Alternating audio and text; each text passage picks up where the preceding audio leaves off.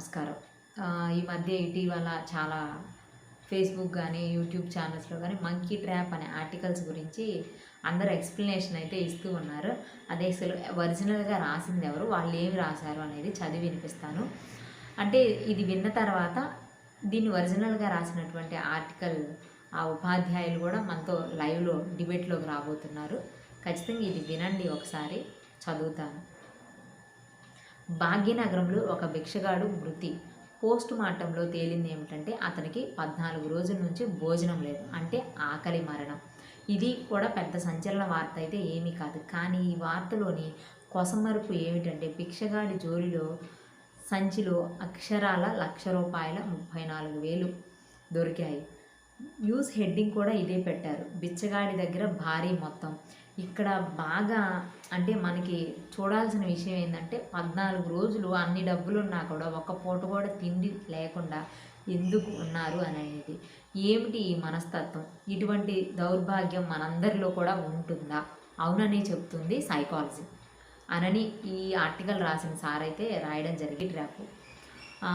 అంటే ఆఫ్రికాలో ఒక తెగవారు కోతులను వేటాడటానికి ఈ మంకీ ట్రాప్ అనేది యూజ్ చేస్తారు. చెయ్యి పెట్టే అంత పెద్దదిగా ఉంటుంది, మరియు కోతి పిడికిలి బయటికి రానంత చిన్నదిగా ఉంటుంది. అంటే ఏదో ఒకటి ఫ్రూట్ అలా పట్టుకొని ఇలా పట్టుకున్నప్పుడు గ్రిప్ ఉండాలి కదా, ఇలా తీసేయలేం కదా, అలా ఉంటుందన్నమాట. దీనికి ఆశపడిన కోతి రంధ్రంలో చేయి పెట్టి వాటిని పట్టుకుంటుంది, కానీ పిడికిల్ని మాత్రం బయటికి తీయలేకపోతుంది. సరిగ్గా ఇదే సమయంలో ఆ తెగవారు ఆ కోతిని పట్టుకుంటారు. గమ్మత్తుగా మనుషులు తనను సమీపిస్తున్న ప్రమాదం పొంచి ఉన్న కోతి మాత్రం ఆ పిడికిల్ని తెరవలేకపోతుంది. తాను పట్టుకున్నది వదలలేకపోతుంది, చివరికి దొరికిపోతుంది. దీన్నే సింపుల్గా మంకీ ట్రాప్ అంటాము. నిజంగా మనకు ప్రమాదమని నష్టమని తెలిసినప్పటికీ కొంతమంది రోజు కష్టపడి సంపాదించుకున్న కూలి డబ్బులు కూడా దాచిపెట్టుకుని ఆసుపత్రికి వెళ్ళడానికి ఇష్టపడకుండా ఒప్పుకోకుండా చాలామంది మరణిస్తూ ఉంటారు. నమస్కారం, విజయలక్ష్మి ఫ్రమ్ న్యూస్ స్టూడియో. ఈ రోజైతే మన ముందు గెస్ట్గా ఉన్నారు సిహెచ్ వీరప్పయ్య గారు. ఈ మధ్య రోజుల్లో మంకీ ట్రాప్ అనే దాని గురించి మనం వింటూనే ఉన్నాం. బిజినెస్ మ్యాగజైన్ లో దీని గురించి రాస్తూ ఉన్నారు ఆర్టికల్స్ గా. అసలు ఈ ఆర్టికల్ చదివి దాన్ని పూర్తిగా ఆఫ్రికా జాతి చెందినటువంటి మంకీస్ ని ఈ విధంగా ట్రాప్ చేస్తారు, ఇవన్నీ స్టోరీ రాసిందైతే ఒరిజినల్ కంటెంట్ అయితే ఈ సార్ అన్నమాట రాసింది. నమస్తే సార్.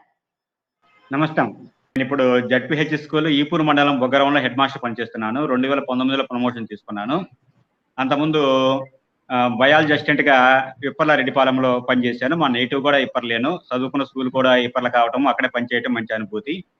తర్వాత అక్కడ లాంగ్ స్టాండింగ్ వల్ల మళ్ళీ గుంటూరు దగ్గరకు వచ్చేసి గుంటూరులో ఉప్పలపాడులో ఒక 12 years పాటు వర్క్ చేశాను. ప్రమోషన్ మీద మళ్ళా ఇప్పుడు బొగ్గరం హెడ్ మాస్టర్ గా పనిచేస్తూ ఉన్నాను. నా సర్వీస్ మొత్తం మీద సైన్స్ కి బాగా ప్రయారిటీ ఇవ్వటము, లేకుంటేను సైన్స్ పాఠ్య పుస్తక రచయితగా కరికులంలో క్వశ్చన్ పేపర్ సెట్టింగ్స్లతో, అదేవిధంగా టీచర్స్ ట్రైనింగ్ మాడ్యూల్స్ ఈ రూపొందించడం తోటి బయాలజీకి బాగా ప్రాధాన్యత ఇస్తూ అన్ని కార్యక్రమాల్లో పాల్గొనడం జరిగింది. చేసిన వర్క్ అంతా కూడా బయాలజీని ఎలా సింప్లిఫైడ్ చేసి పిల్లలు తీసుకెళ్లాలని ఆలోచన చేస్తూ ఉన్నప్పుడు ఈ కథా విధానం అనేది బాగా నచ్చింది. దాంతో బయాలజీ కథలు రాయడం బిగిన్ చేసిన తర్వాత అవి బాగా పాపులర్ అయినాయి. అవునమ్మా, నేను లాస్ట్ ఇయర్ ఏమో స్టేట్ లెవెల్ బెస్ట్ అవార్డు తీసుకున్నాను. దాంతోపాటుగా గవర్నమెంట్ తరపు నుంచి కాకుండా మన ఎమ్మెల్సీ లక్ష్మణరావు గారు సర్వేపల్లి రాధాకృష్ణ అవార్డు, ప్రజాశక్తి పత్రిక వాళ్ళు ఇటువంటి దాదాపు ఒక 10 అవార్డ్స్ దాకా వచ్చి ఉన్నాయి. అవార్డ్స్ అనేది కొలమానం కాదు, కానీ క్లాస్ రూమ్ లోకి వెళ్ళినప్పుడు పిల్లల కళ్ళలో కనిపించే మెరుపు అనేది ఒక final judgement to the teaching. Sir, మీరు ఈ ఒక మనిషి 14 రోజులు భోజనం చేయకుండా చనిపోవడం ఆర్టికల్ అసలు ఎప్పుడు చదివారు? ఇదమ్మా గత నేను 15 రోజుల క్రితం చదివిన తర్వాత చాలా బాధ వేసింది. మనిషి తన దగ్గర అంత డబ్బు, 1,34,000 రూపాయల డబ్బు దగ్గర పెట్టుకొని కూడా భోజనం లేకుండా మరణించడం అనేది ఒక బాధాకర విషయం.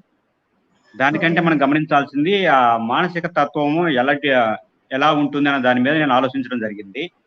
కాస్త ఈ విషయాన్ని సునిశ్చితంగా లోపలికి ఆలోచిస్తే ప్రతి మనిషిలో కూడా ఇటువంటి స్వభావం ఒకటి ఉంటుంది, దీనికి ఉన్న కారణాలు ఏంటి అని 2-3 రోజుల పాటు ఆలోచించిన తర్వాత దీన్ని ఒక కొలికి తీసుకొచ్చి కథా రూపంలో ఇచ్చాను. ఆ కథ అనుకోకుండా బాగా పాపులర్ అయిపోయింది. ఓకే, అంటే ఈ ఆఫ్రికా తెగ వాళ్ళ గురించి మీరు ఎప్పుడు చదివేశారు? ఎక్కడ చదవడం జరిగింది? నేను జనరల్ గా బయాలజీ కంటెంట్ ఎక్కువ చూస్తుంటాను కాబట్టి కొన్ని పుస్తకాల్లో ఈ మంకీ ట్రాప్ అనే స్టోరీ ఒకటి చూశాను. ఆఫ్రికా తెగ ఓకే. వాళ్ళు ఈ కోతిని ఎలా పట్టుకుంటారు అన్న దాని మీద ఉన్న విషయం అది. దాంట్లో ప్రధానంగా ఏంటంటే కోతి తన ఆహారాన్ని పట్టుకుంటుంది కానీ వదలలేకపోతుంది. ఇక్కడ వదలలేకపోవటం వల్ల వచ్చే ప్రమాదాల గురించి నేను సైకాలజీ పరంగా దీన్ని అడాప్ట్ చేసుకొని రాయటం జరిగింది.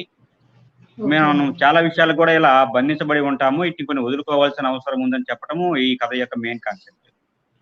ఓకే. మీరు ప్రధానంగా ఏటిని వదులుకోవాలంటారు మనుషులు? దాని గురించి చెప్పండి. అంటే మీరు రాసిన ఆర్టికల్. మనం రాసిన ఆర్టికల్స్ మొత్తం ఒక 8 విషయాలు చెప్పాము. ఇలా ఓకే. మనిషి బంధించబడకుండా కొన్ని సందర్భాల్లో కొన్నిటిని వదులుకోవాలి అన్న కాన్సెప్ట్ ని ఫోకస్ చేయడం జరిగింది. వాటిలో ప్రధానంగా సంపాదనప్పుడు పరిగెత్తడం, ఆరోగ్యాన్ని పణంగా పెట్టి డబ్బు అంటే పరిగెత్తుకుంటూ చివరికి ఆరోగ్యాన్ని పోగొట్టుకోవటం, తర్వాత హాస్పిటల్కి పోవటం, కొంతమంది ఓకే. చివరికి చనిపోయిన పరిస్థితులు కూడా చూస్తూ ఉన్నాము. దానికి క్లైమాక్స్ మనం చెప్పుకున్న భిక్షగాడి యొక్క జీవిత చక్రము. దాంతో ఓకే. పాటుగా పిల్లల మీద ప్రేమ, మనం ప్రేమ అనుకుంటూ ఉండి పిల్లలను దండించలేకుండా పాడు చేస్తున్నాం. అందరూ కూడా ఒక దురదృష్టంలాగా మిగిలిపోతున్నాము. ఏది ప్రేమ, ఏది గారాబం అనేది కూడా తల్లిదండ్రులు తెలుసుకోవాలి. దాంతో ఓకే. పాటుగా కొన్ని మొహమాటంతో చేసిన లేకుంటే ఇచ్చిన అప్పులు రాబట్టుకోలేకపోవటము. ఇక ఓకే. వాటితో పాటుగా ఎప్పుడో గతంలో జరిగిన పొరపాటును చూస్తూ బాధపడుతూ ఇప్పటికి కూడా మన వర్తమానాన్ని పాడు చేసుకోవడము. ఇటువంటి ఒక 8 హ్మ్. విషయాలను ఫోకస్ చేయడం జరిగింది. ఇవన్నీ కూడా ఓకే. మనిషి బంధించబడి, బాధించబడుతున్నాడు తప్ప వాటిని వదులుకోలేకపోతున్నాడు. ఇలా వదులుకోవటం అనేది మనిషి అలవాటు చేసుకోవాలనే ఉద్దేశంతోటి మంకీ ట్రాప్‌ని ఉదాహరిస్తూ సైకాలజికల్ ప్రొఫెషన్‌గా ఇది రాయటం జరిగింది.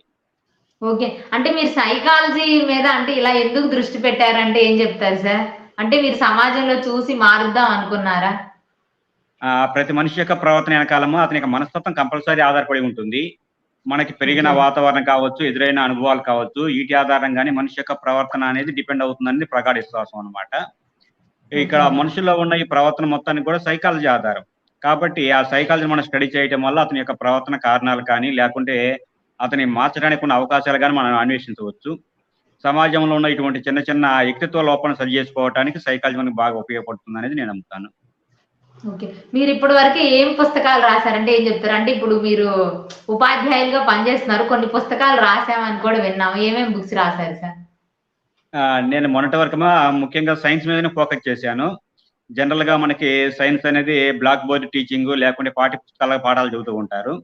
అలా కాకుండా Joy of learning class room ఆనందకరంగా అభ్యసనం సాగాలనే ఉద్దేశంతోటి ఒక నానీలు అనే పొయిటిక్‌గా బయాలజీ రాయటం జరిగింది. ఇది కొత్త వర్షన్. ఇంతవరకి సాహిత్యంలో నానీలు చాలా మంది రాస్తూ ఉన్నారు. కానీ ఒక ఓకే. సైన్స్‌ని, బయాలజీని నానీల్లోకి రాయటం అనేది ఒక కొత్త ప్రక్రియ. దాంతో పాటుగా లేటెస్ట్‌గా మొన్న 'జీవకథలు' అనే పుస్తకం ఒకటి పబ్లిష్ చేశాము. ఈ ఓకే. పుస్తకంలో కాన్సెప్ట్ మొత్తాన్ని కూడా కథలాగా చెప్పుకుంటూ వస్తాం. కొంత బయాలజీ కాన్సెప్ట్ ఉంటుంది. కొంత మోరల్ వాల్యూ ఉంటుంది. పిల్లవాడు కూడా కథ వింటున్నామన్న ఆలోచన ఉంటాడు. కానీ బయాలజీ నేర్చుకుంటాడు. ఇలా 1 ఓకే. కాదు, 2 కాదు దాదాపు 70 కథలు బయాలజీ కథలు రాసి 'జీవకథలు' అనే పుస్తక రూపంలో పబ్లిష్ చేశాము. చాలా మ్యాగజైన్‌లో ఓకే. కూడా మంత్లీ కథలన్నీ కూడా ప్రచురించబడుతూ ఉన్నాయి. చాలా బయాలజీ మిత్రులకి, స్టూడెంట్స్ కూడా ఈ కథలు చేరటం అనేది చాలా ఆనందకరంగా ఉంది. ఓకే. సార్ ఇప్పుడు మంకీ ట్రాప్ విషయానికొస్తే మీ కంటెంట్ అనేది మీది అని తెలియకుండా వేరే వాళ్ళు యూజ్ చేస్తూ ఉన్నారు. దాని మీద మీ స్పందన ఏంటి? అంటే మంచిదేలే సొసైటీకి ఒక మెసేజ్ ఎళ్ళిందనుకుంటున్నారా? అవునమ్మా. కంటెంట్ ఎవరిదైనా సరే ఆ 10 మందికి చేరింది అనేది బాగా ఆనందంగా ఉంది. ఓకే. మన కానరాకపోయినా మన పని కానిస్తే చాలు అనేది నా ఫీలింగు. ఓకే. కాబట్టి ఈ కథ 10 మంది ఈ కథ 10 మందికి చేరింది. అందరూ ఎక్స్‌ప్లనేషన్‌లు అన్నీ ఇస్తున్నారు దీని మీదే. బిజినెస్ మ్యాగజైన్ ఒక పేపర్ పట్టుకొని ఆ ఆర్టికల్ గురించి అన్నమాట. కానీ హ్మ్. ఒరిజినల్ కంటెంట్ అయితే మీది. అందరూ అయితే యూజ్ చేస్తున్నారు. అవునవునమ్మా. మా ఫ్రెండ్స్ కూడా అంటే ఏంటంటే మీకేమి అనిపించట్లేదా? ఈ రోజుల్లో అన్ని కాపీ రైట్ ఉండాలి. మాది అనని రైట్స్ కోసం పోరాడుతుంటారు. అలా ఏమన్నా అనిపించిందా? అనిపిస్తుంది కారణం ఎందుకంటే పలానా కథ ఉదహరించినప్పుడు పలానా వారి నుంచి తీసుకున్నాము. పలానా ఆథర్ ఈళ్ళని క్రెడిట్ ఇస్తే ఒక మంచి సాంప్రదాయాన్ని మనం నెలకొల్పిన వాళ్ళవుతాము. ఎవరి నుంచైనా ఓకే. ఇన్‌స్పైర్ పొందొచ్చు. కానీ ఏంటంటే వాళ్ళ మూలాల్ని పూర్తిగా అడాప్ట్ చేసుకోకుండా పలానా వాళ్ళని మెన్షన్ చేస్తూ ఉంటే అదొక మంచి సాంప్రదాయం అవుతుంది.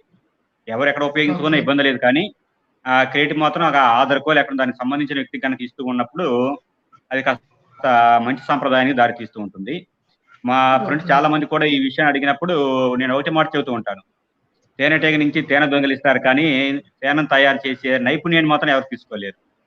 వావ్! అంతే కదా! సార్. యెస్. ఓకే. అవునమ్మా. మీ కాబట్టి ఏంటంటే ఐ కెనాట్ కంటెంట్‌ని బాదర్ అబౌట్ ద హనీ. నాకు తేనె గురించి సమస్య లేదు. I have that skill. Okay. ఇప్పుడు ఈ 8 లక్షణాలు రాసారు గదా! మనుషుల్లో. వీటన్నిటి అవునమ్మా. నుంచి మీరు దూరంగా ఉండాలని అయితే చెప్పారు. దాన్ని మార్చుకోవడం ఎలా అంటే సజెషన్ మీరేమిస్తారు? మనం ఎప్పుడైతే ఈ ట్రాప్‌లో ఉంటున్నామో, బంధించబడుతున్నామన్న భావన మనకైతే తెలుస్తుందో, దాని నుంచి విడిపించుకోవడం చాలా ఈజీ అవుతుంది. మన జరుగుతున్న డ్రాబ్యాక్‌లు ఏంటంటేమో, మనం ఆ బంధంలో ఉన్నామన్న ఫీలింగ్ మనకు రావట్లేదు. అదే ప్రేమ అనుకుంటున్నాము, అదే మనస్తత్వం అనుకుంటున్నాము, లేకుంటే అదే నిజం అనుకుంటున్నాము. హ్మ్. కానీ మనం కూడా ఇటువంటి ట్రాప్‌లో ఉన్నామని ఒకసారి మనం స్వయం పరిశీలన చూసుకుంటే, ఎవరికళ్ళకి అర్థమైపోతుంటుంది దాన్ని ఇడిపించుకోవటం అనేది.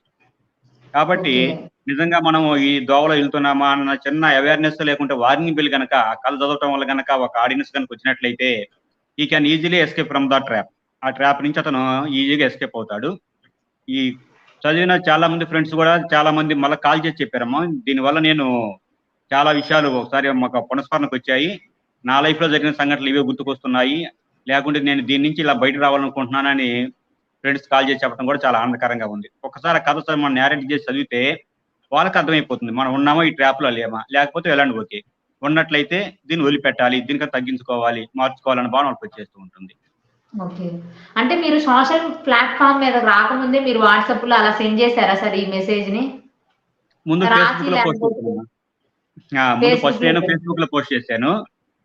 ఓకే. అంతకుముందు బయాలజీ స్టోరీస్ అయితే వాట్సాప్ గ్రూప్‌లో పోస్ట్ చేసేవాడిని. బయాలజీ గ్రూప్స్ ఫ్రెండ్స్ సర్కిల్ మొత్తానికి ఎళ్తూ ఉండేవి.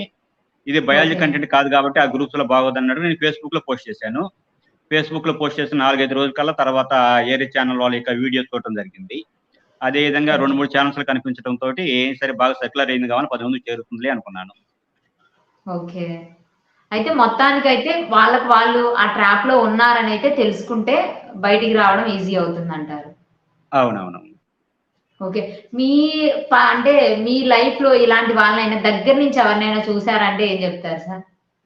అవునమ్మా. ఖచ్చితంగమ్మా. ఎందుకంటే కాస్త మనంతా గూడా గ్రామీణ ప్రాంతాల నుంచి వచ్చిన వాళ్ళం కాబట్టి, ఒక రూపాయి సంపాదించడం మన తల్లిదండ్రులకు ఎంత కష్టపడ్డారో మనందరికి అనుభవంలో ఉన్నదేను.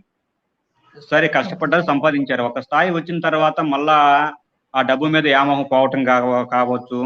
లేకపోతే అదే డబ్బుని ఆ రూపాయిని రూపాయిలాగా చూస్తూ తమ ఆరోగ్యం కోసం కూడా ఖర్చు పెట్టుకోకుండా, హాస్పిటల్‌కెళ్ళలేకుండా, ఓ చిన్న బిల్లేసుకుంటే తగ్గిపోతుందిలే, ఇది పెద్ద సమస్య కాదులే, హాస్పిటల్‌కెళ్తే డబ్బు ఖర్చెక్కువ, చాలా బిల్లు చేస్తారన్న భయంతోటి హాస్పిటల్స్‌కెళ్ళకుండా ప్రాణం మీద తెచ్చుకున్న చుట్టాలు మన సర్కిల్‌లో చాలా మందిని చూశాను.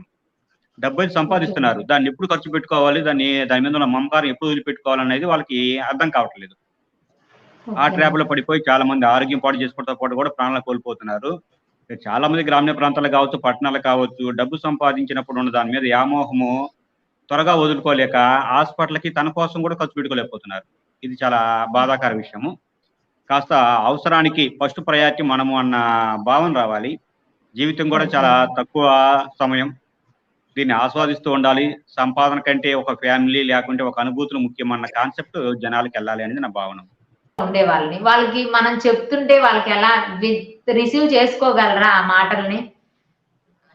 ఆహ్, సాధ్యమైనంత వరకేమో వాళ్ళకి ఆ భావన రావట్లేదు గనక వాళ్ళు గనక దగ్గర బంధువులయ్యుండి, లేకుంటే వాళ్ళ మీద మనకు గనక కొంచెం స్వతంత్రం గనక ఉన్నట్లయితే మనమే చేతిలో తీసుకొని, ఇది కాదు ఇది అని మనం మార్చి వాళ్ళకి కాస్త లాభదాయకంగా గైడెన్స్ ఇవ్వడం అనేది మంచి పద్ధతి. ఓకే. Thank you sir. అంటే మీ విలువైన సమయాన్ని కేటాయించి ప్రజలకి ఈ విధంగా ఉపయోగపడే ఆర్టికల్స్ మరిన్ని రాయాలని మనస్ఫూర్తిగా కోరుకుంటున్నాను.